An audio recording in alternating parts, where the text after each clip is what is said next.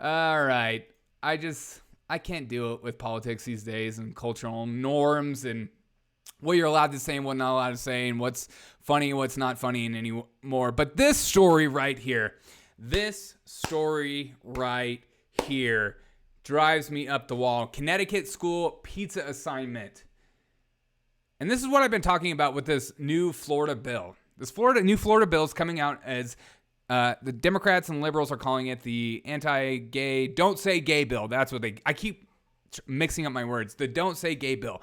They keep changing up the language and the words and stuff like that for an emotional pull, something to say instead of having a logical discussion. But this is a perfect example why we need to have these bills, because I don't think talking about oral sex with an 8th grade is good, is a good use of time, especially in school. But if I had an 8th grader, I don't want my stupid 22-year-old teacher coming down and talking to students about oral sex and what they like in bed as an 8th grader.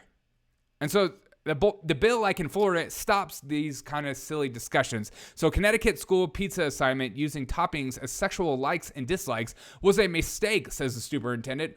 Oh, we thought it would be a good idea, but we changed our mind. The assignment instructed students to list their favorite pizza assigned toppings in relation to sex. I'll have what she's having.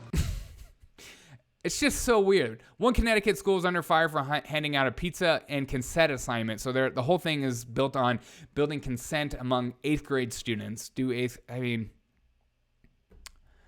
we really need to be talking about oral sex in 8th grade, especially from teachers? I get that the kids are already having that discussion or just saying silly things, but they're in the period of life where they're trying to figure out who they are. They're finding the norms, the cultural norms, and who they are. They want to fit in, and if they don't fit in, that's all that matters. Pizza and consent assignment, where 8th grade students were giving out a handout stating that pizza can be used as a metaphor for sex, because there's nothing better than pizza and sex, which instructed students to list their favorite pizza toppings in relation to sex. Here are some examples, like cheese equals kissing.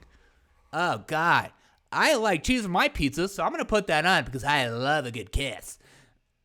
I mean, what kind of 8th grade teacher is like, I don't even know how you would grade this assignment. I mean, it's just so weird. Like cheese is like kissing. The assignment states dislikes, or you could put like dislikes. Olives equals giving oral. I don't like to give oral, so I'm gonna exclude olives on my pizza because I'm not a huge fan of oral. You're in 8th grade. You shouldn't be having this conversation, especially with your teacher. Am I crazy for thinking that? Quote, now that you know this is a metaphor for sex, let's explore your preferences. Draw the color of your favorite pizza. What's your favorite style of pizza? What's your favorite toppings? And what are your pizza no-nos? Now mirror these preferences in relation to sex. The assignments has a section for likes and dislikes where students can mirror their preference for pizza toppings in relation to sex. Here's a picture of the pizza, and then it's weird. All right, and here's the consent. So yes, I do not believe we are an over-sexualized culture to begin with. Sex is everywhere. And we don't need primary school age children being taught if they're okay with consent laws, especially because consent laws do not even include middle schoolers, so that should be off the table immediately. But they shouldn't be talking about if they are okay with consent with oral sex, especially with their freaking teachers. Again, the sex discussion should be left out of schools. And I get it. There's a lot of parents that are scared, or maybe there's not parents in the home. But at what point do you need to start being a parent and actually parent your children instead of allowing these teachers just to be the parent for you. I don't want to actually involve myself in my kid's life. I don't want to talk about things like sex and stuff. I'll just let the teachers do it. And so you've seen a whole shift.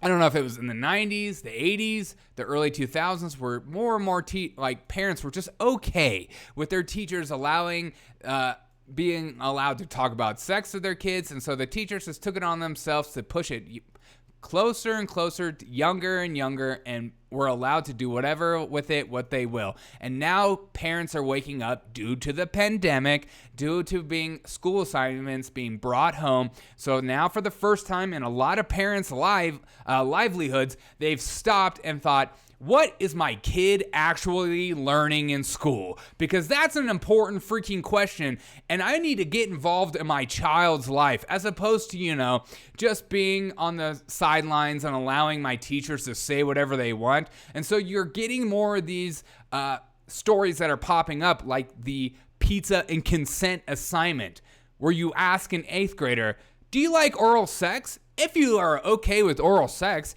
put olives on your pizza.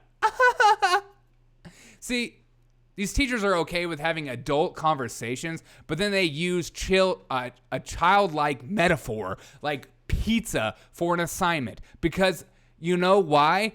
Their brains aren't developed enough for this conversation. I've worked with middle schoolers for a long time. They're not ready for this conversation, and I, as an adult, don't feel comfortable with having a conversation with an 8th grader. Are you okay with having oral sex? That is not something that should be talked about.